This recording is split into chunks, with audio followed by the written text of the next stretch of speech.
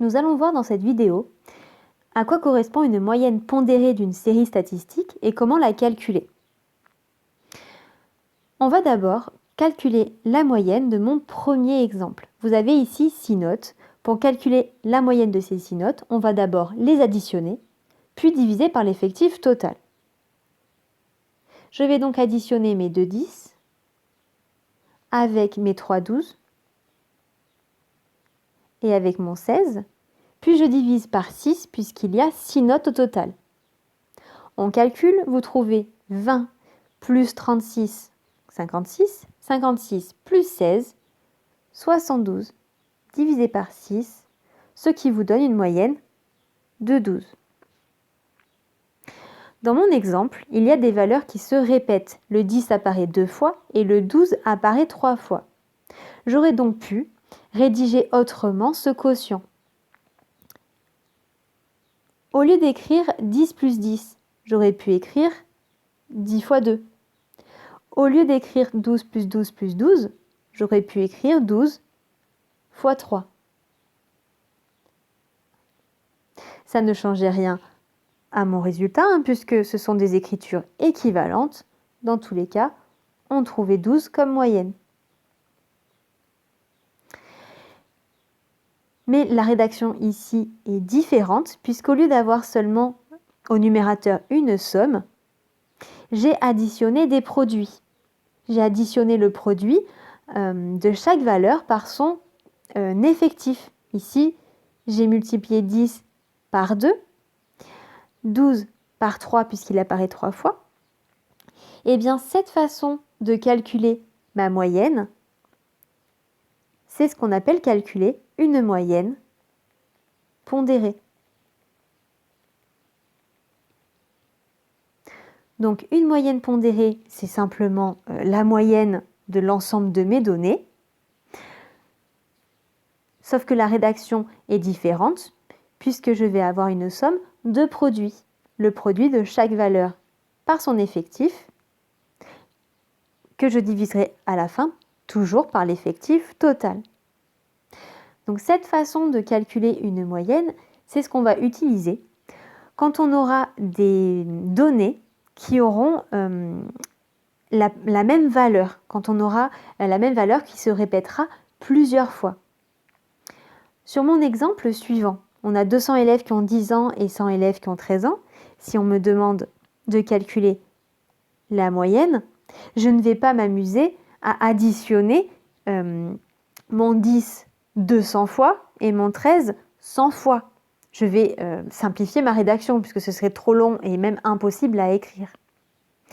Donc, au lieu d'écrire 10 plus 10 200 fois, j'écrirai 10 fois 200.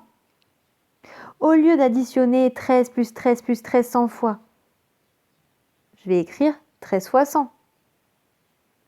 Je termine en divisant par l'effectif total, donc ici 300 élèves puisque 200 plus 100. Bon, on détaille les calculs.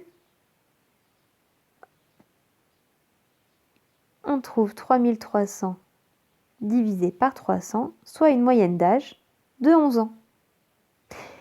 Cette moyenne que je viens calculer donc sur mes 300 élèves, c'est ce qu'on appelle une moyenne pondérée, puisque chaque âge est pondéré par son effectif, par le nombre d'élèves qui a 10 ans, par le nombre d'élèves qui a 13 ans. Je parle aussi de moyenne pondérée quand on me donne des notes avec des coefficients. Ici, par exemple, j'ai un 10 coefficient 3 et un 14 coefficient 2. Ces coefficients, ça veut dire ici que mon 10 compte 3 fois dans ma moyenne. C'est comme si j'avais 3 10. Et mon 14 coefficient 2, c'est comme mon 14 va compter 2 fois dans ma moyenne. C'est comme si j'avais 2 14. Ce qui me fait 5 notes, entre guillemets, au total.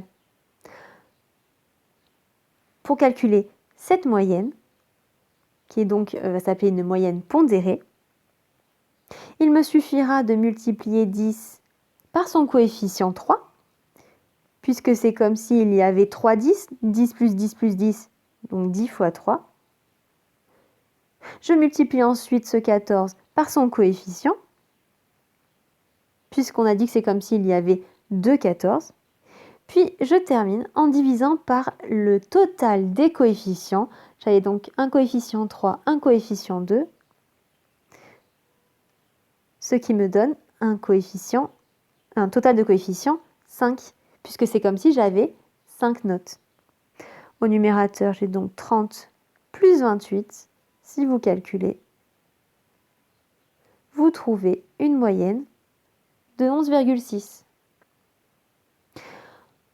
Pour résumer sur mes 3 exemples, une moyenne pondérée, c'est une moyenne tout simplement. Mais c'est ce qu'on va utiliser quand on calculera la moyenne d'une série de données où beaucoup de données auront la même valeur, donc c'est mon exemple 2, ou quand j'aurai des notes avec des coefficients, eh bien on calculera une moyenne dite pondérée.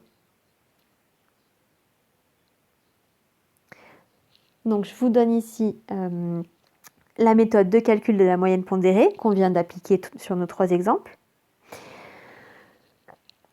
Sur l'exemple suivant, du coup, on va l'appliquer. Vous avez un tableau dans lequel on a rangé l'âge de collégiens qu'on a interrogé. Il y a 9 élèves qui ont répondu 10 ans, 6 élèves qui ont répondu 11 ans, 3 élèves qui ont répondu 12 ans, 2 élèves qui ont répondu 13 ans, ce qui nous fait un total de 20 élèves. Quand je calcule la moyenne d'âge de mes 20 élèves interrogés, je vais donc calculer une moyenne pondérée, puisque je ne vais pas additionner 10 plus 11 plus 12 plus 13 divisé par 4, puisqu'il n'y a pas 4 élèves interrogés, mais bien 20. Donc attention, quand vous avez un tableau comme ceci avec les effectifs, il faudra penser, quoi qu'il arrive, à calculer une moyenne pondérée. Pour cela, c'est très facile. Première étape, on multiplie les valeurs par leur effectif, donc 10 fois 9, 11 fois 6, 12 fois 3, 13 fois 2. On additionne ces produits, puis on termine en divisant par l'effectif total, c'est-à-dire le nombre d'élèves interrogés. Ici, on avait interrogé 20 élèves. Et on trouve comme moyenne d'âge dans notre sondage 10,9 ans.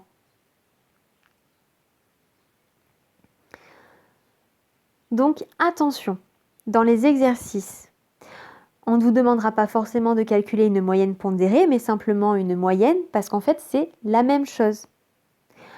Mais si votre série statistique est présentée dans un tableau avec des effectifs, ou si on vous donne des nombres avec des coefficients, ce sera bien à vous de penser qu'il faut calculer une moyenne pondérée et appliquer cette règle de calcul.